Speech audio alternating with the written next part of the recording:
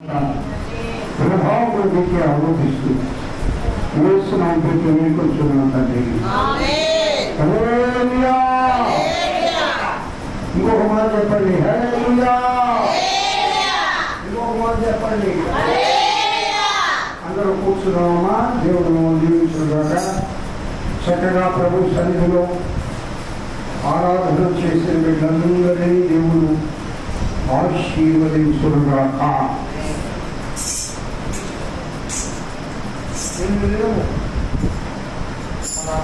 మన ఈ టయానికి దేవుడు వాక్యం బోధించబడుతుంది. చాలా చక్కగా 40 మంది పైన దైవజనులు వాళ్ళు వచ్చారు. చక్కగా మంచి వాక్యం నేను పెట్టున్నాను యూట్యూబ్లో. షెపర్డ్ మినిస్ట్రీలో ఉంది, బీబీసీ చర్చిలో శిబిరంలో ఉంది. నేను చూడండి, దైవజనులు అజయ్ గారు 5 అంశాల గురించి చక్కగా వివరించారు. సేవకులకు, విశ్వాసులకు, కాపరులకు, స్వార్థికులకు చాలా చక్కగా జరిగింది. మంచి భోజనం కూడా సంఘం ఏర్పాటు చేస్తుంది. చాలా చక్కగా అందరూ సంతోషంగా శారీరక ఆత్మీయ ఆహారాన్ని తిని సంతోషంగా ఉన్న సంఘాన్ని ఆశీర్వదించి వెళ్ళారు. పిల్లరా ఉన్న పరిచర్య ధరించిన దేవతి పుట్టి, అలాగే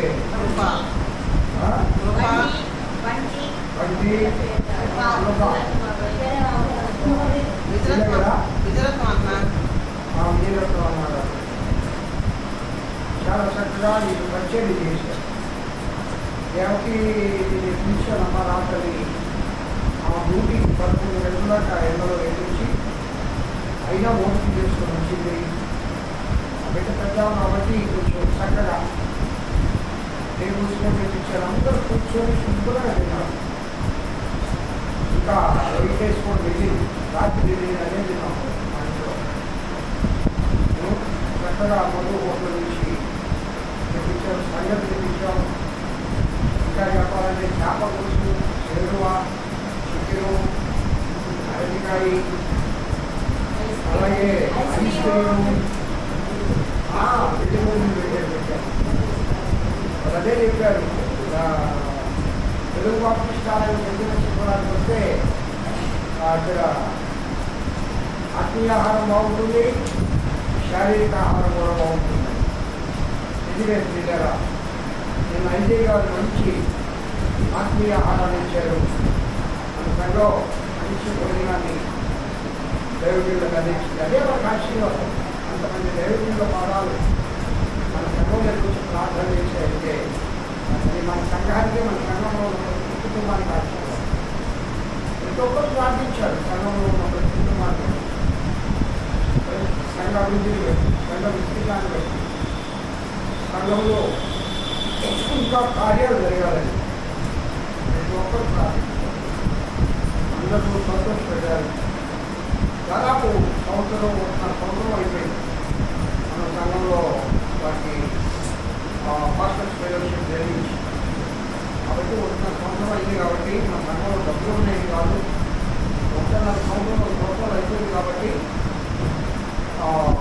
దాన్ని చేయించడం జరిగింది. కావున ప్రార్థన చేయండి. ఇలా దేవుడి విషయంలో మనం ఒక్కొక్క భక్తుల గురించి అందరం ఈ జ్ఞానం చేసుకుంటూ వస్తూ ఉన్నాం. ఆదాము, అలాగే హవ్వ, తర్వాత హనోకు, వారి గురించి మనం ధ్యానం చేసుకున్నాం. ఈ దినము ఒక నీతిమంతుడు లోకమంతటిలో నేను పరిశీలన చేయగా ఒక నీతిమంతుడు నాకు కనబడేను అని బైబిల్లో రాయబడింది. ఇంత గొప్ప మాట. 6వ అధ్యాయం చదవండమ్మా. అదమ్మా 6వ అధ్యాయం చదవండి. నోవాహు నీతిపరుడు. అమ్మా 8వ వచనం చదువున్నానా? 7 నుంచి చదువు.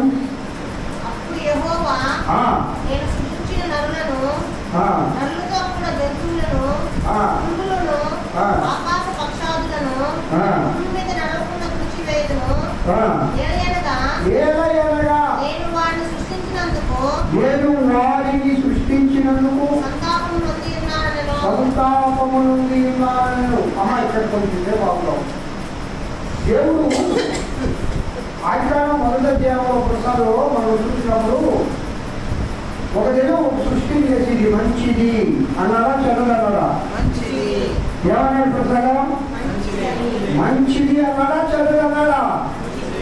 సంతాపం పొందలా, కష్టం రాదు, సంతోషించాడు. అవునా కదా? అయితే కొన్ని సంవత్సరాలు గడిచిపోయిన తర్వాత ఆయన ఇప్పుడు సంతాపడుతున్నాడు. ఏమని? ఎందువల్ల? నేను ఎందుకు ఈ సృష్టిని చేశాను? ఎందుకు ఈ మానవుడు అసలు ఈ సృష్టి క్రమాన్నంతా ఎవరి కోసం చేశాడంటే మానవుడి కోసం చేశాడు. జలరాశులు, భూమిపై సంచారం చేసే ప్రతి జీవి, ఈ చెట్లు, సమస్తము, ఆకాశము, భూమి, సంద్రములు, వాగులు, వంకలు, ఈ సర్వ సృష్టి, సూర్య చంద్రాది నక్షత్రాలు, ఖగోళంలో ఉన్న గ్రహాలు, ఇవన్నీ కూడా ఎవరి కోసం చేశాడంటే తన కుమారుడైన ఆదాము అవ్వల సంతతి కోసం చేశాడు. సంతోషపడ్డాడు, ఆయన ఆనందపడ్డాడు. నేను మంచి సృష్టిని సృష్టించాను. ఇప్పుడు ఇందాక మనం చదువుకున్న భాగంలో తన సంతతి వారికి ఆస్తిని సమకూర్చి వెళ్తారు అని రాయబడింది. అమ్మా 17 రాష్ట్రం వచ్చిందన్నా సంగీత వారు కుమారులు కలిసి పుట్టినందుకు తమ ఆస్తిని తమ పిల్లలకు విడిచిపెట్టుదురు. ప్రతి తల్లిదండ్రి తమ పిల్లలను అప్పుడు బాధ్యతకునే వాళ్ళు నిజంగా దేవుని ఎందుకు భయభక్తులు కలిగిన వారు కాదు. తమ ఆస్తిని తమ పిల్లలకు వదిలిపెట్టిపోయిన వారు ఎవరంటే దేవుని ఎందుకు భయభక్తులు కలిగిన వారు. ఒక క్రమమైన పద్ధతిలో జీవించే వాళ్ళు అప్పుడు వాళ్ళు కాదు. రాయలమ్మా అవునా కాదా? మా అన్న ఉన్నాడు, ఆయనంతా ఒక సిస్టమ్ ప్రకారం వృత్తి జీతం వాళ్ళది. చెప్పాలంటే అది కుటుంబ పోషణ సరిపోయే జీతం కాదు. ఏదో రిటైర్ అయిన తర్వాత కూడా పెన్షన్ వస్తుందని చేశారు. రైల్వేలో 4th క్లాస్ ఎంప్లాయీకి ఉన్నంత తక్కువ జీతం మరి ఎవరికి లేదు. అదే 4th క్లాస్ ఎంప్లాయీకి రాష్ట్ర ప్రభుత్వం ఎక్కువ జీతం ఉంది. కష్టం వాళ్ళే, రైతు అనేది కష్టమైన వాళ్ళే, అయితే చాలా తక్కువ జీతం. అయినా రైల్వేలో రిటైర్ అయిన వాళ్ళు డబ్బంతా అప్పులు కట్టి మొత్తం చేతులతో ఇళ్ళకొద్దడం చాలా మంది ఉన్నారు. నాకు తెలిసి, మీకు తెలుసు. అదే మా అన్నున్నాడు, ఆయన డబ్బంతా అప్పులు కట్టాల్సిన అవసరం లేదు. ఒక బిడ్డల కోసం ఆస్తిని విడిచిపెట్టాడు. మరి ముఖ్యంగా మా మామగారు, మా యాకోబు నాన్న కొంతవరకు వాడు కూడా ఒక అబద్ధవాడి నేను డబ్బులు ఇచ్చేదని వాడికి చెప్పాను. కానీ మా మామగారు అయితే ఆయనకు వచ్చిందని వచ్చినట్టు తన బిడ్డలకు సమకూర్చి పెట్టాడు అబ్రాహం గారు. అలాగే మన వాళ్ళందరూ కూడా సరే మన కంటిలో ఉన్న చాలా మంది రెండో ఉద్యోగస్తులు ఇంటికి వచ్చేటప్పటికి ఏమీ లేదు. మళ్ళా నెలలో పెన్షన్ వస్తుందా ఏమీ చూస్తుంది. కానీ ఇక్కడ దేవుని ఎందుకు భయభక్తులు కలిగిన వాడు వారి పిల్లలకు ఆస్తిని సమకూర్చుదురు. తప్పకుండా దేవుడు పట్టండి. దేవుడు నీకు ఇచ్చేదంతా తినడానికి, తాగడానికి, జలసాలు చేయడానికి కాదు. దాంట్లో 10 రూపాయలు ఇచ్చి నీ బిడ్డలకి ఈ బిడ్డలను ఆస్తికర్తలుగా చేయాలా. చప్పటవలతో దేవుడు మంచి యెహోవా దేవుడు దీని ఎందుకు ఆ మాట జ్ఞాపకం చేశాడంటే, యెహోవా దేవుడు ఆదాము అవ్వల కోసం ఎంత గొప్ప సృష్టి చేశాడో. చీకట్లో ఉండకుండా నా బిడ్డలని చదువులు చేశాడు రాకుండా. వేడి నా బిడ్డలకి తగలకూడదని చంద్రుడిని చల్లదనం కోసం చేశాడు. హలో డబ్బు తర్వాత ఇలాంటి పోతున్నావు వాక్య విను ఇది పుట్టు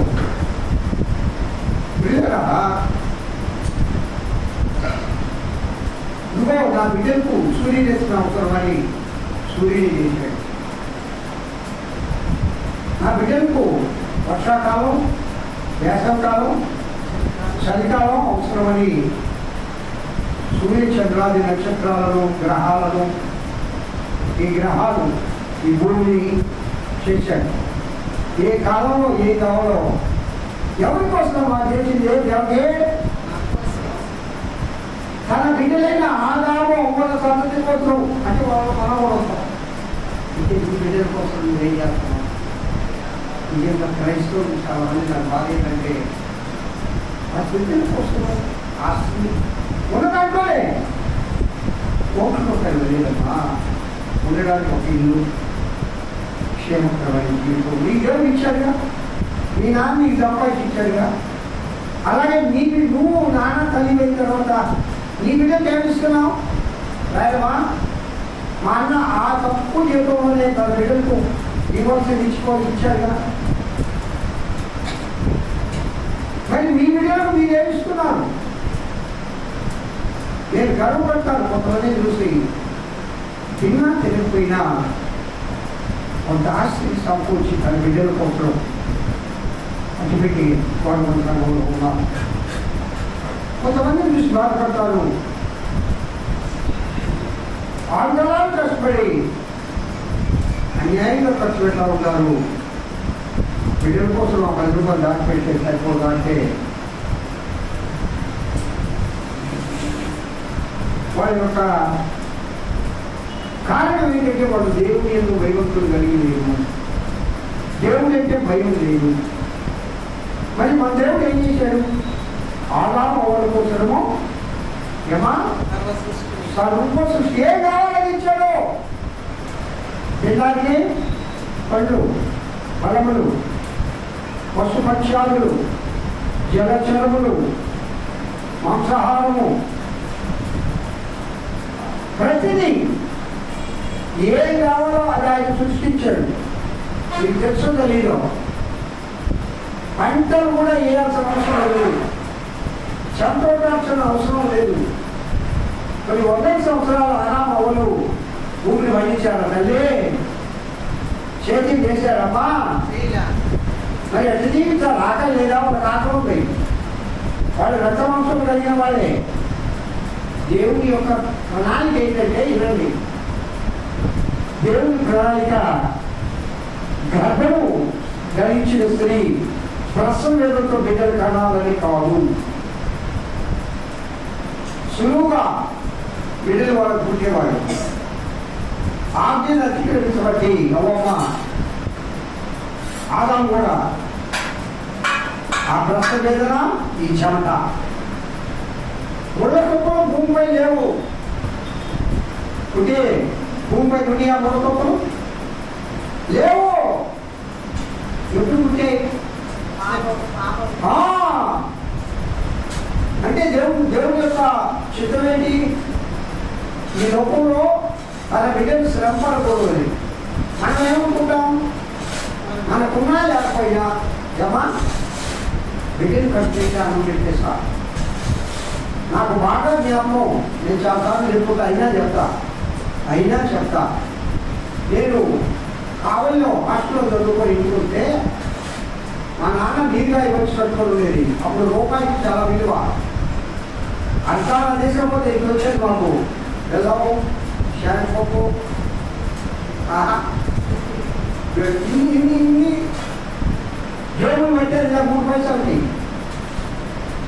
ఆ విలువ కలిగిన ఆ ధనాన్ని మా నాన్నగారు ఆ నీరుగా ఖర్చులో కట్టి 6 ముళ్ళు వేసి దేనిక నానా వెళ్తున్న ఆశ్చర్యంగా అరే రానా నాన్న నన్ను గురిగానే ఉండకూడదు అది రెండు వెళ్తున్నాడు మా నాన్నకి నైనా ఆయన కూర్చొని పెట్టి గురిలో ఒక 5 నిమిషాలు పెట్టేది ఇంక చివరి తీసి నా చేతిలో పెట్టి బాగా చదువుకున్నాయి అంటే ఆ డబ్బు ఎవరి కోసం ఖర్చు పెట్టాడు తన బిడ్డకు ఆయన జతం చేయొచ్చుగా ఆయన ఖర్చు పెట్టుకోవచ్చుగా లేదు కారణం నా బిడ్డ క్షేమంగా ఉండాలా అలాగే మీరు కూడా తల్లిదండ్రులు కూడా మన కడుపు కాల్చుకొని బిడ్డల కోసం ఎత్తి పెట్టాం బిడ్డ తిన్నారా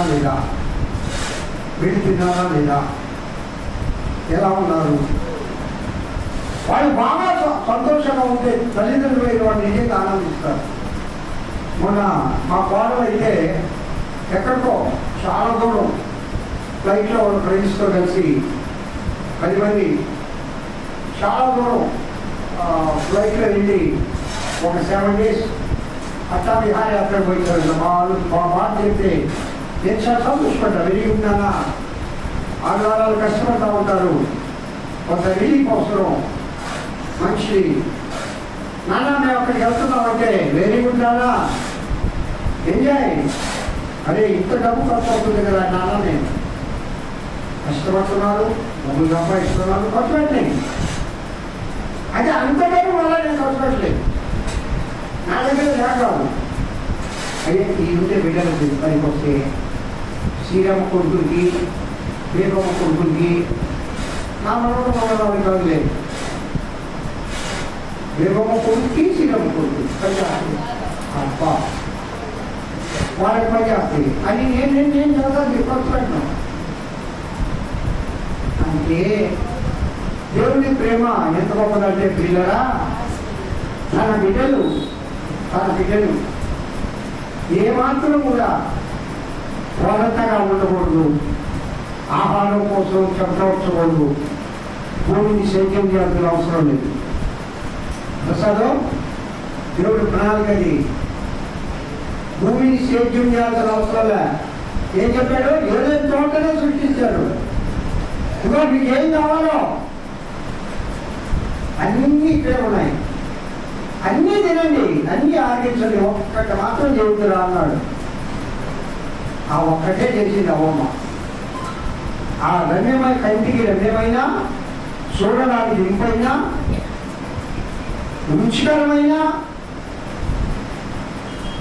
ఆ యొక్క పనులను చూసింది. ముఖ్యంగా సాతాను ఆలోచనకు లోబడిపోయింది.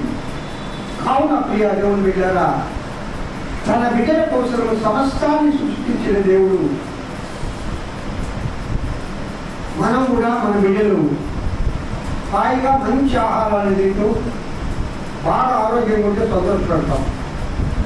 కొంతమంది బిడ్డలు తినకూడని ఆహారాన్ని తినేటప్పుడు తల్లిదండ్రులు ఎంతో దుఃఖపడతారు. చేయడానికి పనుల కోసం డబ్బులు ఖర్చు పెడతా ఉంటే భార్యలే కానీ బిడ్డలే కానీ భర్తే కానీ ఎంత కష్టపడతాడు. అయ్యో ఎందుకు నా కుమారుడు, ఎందుకు నా కుమార్తె, ఎందుకు నా బిడ్డలు వ్యర్థమైన దానికి తమ ధనాన్ని ఖర్చు పెడుతున్నారు. మీకు తెలుసో తెలీదో, దేవుడి గ్రంథంలో ధనం గురించి ఒక మాట రాయబడింది. దేవుడు ఇచ్చిన ప్రతి పైసాకు దేవుడు లెక్క అడుగుతాడట. చప్పట్లు కొట్టు దేవుడు వైపు పడతాడు. హల్లెలూయా హల్లెలూయా. దేవుడు ఇచ్చిన ప్రతి పైసాకు దేవుడు లెక్క అడుగుతాడు. నువ్వు ఎంత ఖర్చు పెడుతున్నావు, దేనికోసం ఏం చేస్తున్నావు. ఆ మైండ్ సెట్ ఉండేవాడు ఆ వాక్యం హృదయంలో దాచుకుంటే తను సంపాదించిన ఆ సంపాదనను వ్యర్థంగా ఖర్చు పెట్టాడు. ఆ వాక్యం హృదయంలో ఉంచుకున్నవాడు అవసరం మట్టుకే కుటుంబాన్ని ఖర్చు పెడతాడు. వ్యర్థమైన వాటి కోసం ఖర్చు చేయడానికి వెనుకాడుతాడు. కాబట్టి ప్రియులారా, అంత గొప్పగా సృష్టించిన ఈ సృష్టిని ఈ మానవులను చూసి దేవుడట ఏం చెప్తున్నాడమ్మా? సంతాపము చెందను. ఆ మాట రాగమన్నా. ఎందుకంటే దేవుడు నిన్ను నన్ను ప్రేమించాడు. దేవుడు నీకు నాకు ఇంత గొప్ప రక్షణ ఇచ్చాడు. నువ్వు బాప్తిసం పొందిన రోజున, నువ్వు మారుమనసు పొందిన రోజున, నువ్వు దేవుని బిడ్డగా మారిన రోజున పరలోకంలో దేవుని దూతలు హల్లెలూయా స్తుతిగానాలు చేస్తూ సంతోషపడ్డాయి. ఆ సంతోషం ఎప్పుడు ఉంటుంది ఉండాలి. కానీ కొన్ని సమయాల్లో పరిశుద్ధాత్మ నిన్ను బట్టి దుఃఖపడింది. కొన్ని సమయాల్లో దేవుడు సంతాపడ్డాడు. అయ్యో అయ్యో సంతోషపడిన ఆ ఆత్మే నీవు తన బిడ్డగా మారినందుకు వేవేల దేవదూతలు పరలోక రాజ్యంలో వేజేలు పలికిన ఆ దేవదూతలే ప్రభుతో కలిసి సంతాపం చెందుతూ ఉన్నారు. అలాంటి దినాలు ఎప్పుడైనా ఉన్నాయా నీ జీవితంలో, నా జీవితంలో? అంటే మీ జీవితాల్లో లేవేమో. నేను మిమ్మల్ని విమర్శించడం లేదు, కానీ నన్ను నేను విమర్శించుకుంటున్నా పిల్లరా. నా జీవితంలో అనేక సార్లు దేవుడు సంతాపడిన దినాలు చాలా ఉన్నాయి. అలాగే మీరు కూడా పరిచయం చేసుకోండి. ఎందుకంటే మనం ప్రబలంగా పోతూ ఉన్నాం. ప్రబలంలో మనం పాల్గొనబోతూ ఉన్నాం. ఒకసారి మనల్ని మనం పరిచయం చేసుకుందాం. దేవుని సంతాపం పెట్టిన దినాలు, దేవుని ఆత్మను దుఃఖపెట్టిన దినాలు నా జీవితంలో ఉన్నాయని నేను అందరికీ చెప్తున్నా. ప్రభు దగ్గర చెప్పండి, మీ జీవితంలో ఉన్నాయో లేవో. నేను ఎప్పుడు దేవుని దుఃఖపట్టలేదు. దేవుని ఆత్మ ఎప్పుడు నా గురించి దుఃఖపడలేదు. నేను దేవుని ఆత్మను ఎప్పుడు సంతోషపెట్టాను అనుకుంటే పర్వాలేదు. కానీ అలాంటి వారు లోకంలో ఎవరూ ఉండరు. ఎవ్వరు ఉండరు. నువ్వే కాదు, ఏదో ఒక సమయంలో, ఏదో ఒక ప్రక్రియలో, ఏదో ఒక కార్యంలో ఈ రక్త మాంసంలో కలిగే శరీరం, ఈ పాపపు లోకంలో జీవించే మనము తప్పటడుగు వేయక మానం. దేవుని ఆత్మను సుఖపరిచిన దినాలు అనేక ఉంటాయి. కొంత జీవితాలు కొన్ని ఉంటాయి. వెంటనే రియాక్షన్ అయ్యి మరలా పశ్చాత్తాపం పొంది ప్రభు సన్నిధిలో ఒప్పుకొని దేవుడితో సమాధానపడబట్టే మనం జీవిస్తున్నాం. ప్రియ దేవుడు బిడ్డరా, వచ్చే వారంలో నోహు జీవితాల గురించి మనం తెలుసుకున్నాం. ఈ వారం మనం దేవుని ఆత్మను సంతాపపరిచి దుఃఖపరిచి దేవుని ఆత్మ కన్నీరు కాచిన ఆ దినాల్లో ఒక్కసారి మనల్ని మనం పరిశీలన చేసుకుందాం. ఒక్కసారి మనల్ని మనం మన హృదయాలను పరిశోధించుకుందాం. దావీదు అంటాడు, దేవా నా హృదయమును పరిశీలించుము, నా యందు ఏదైనా చెప్పడమా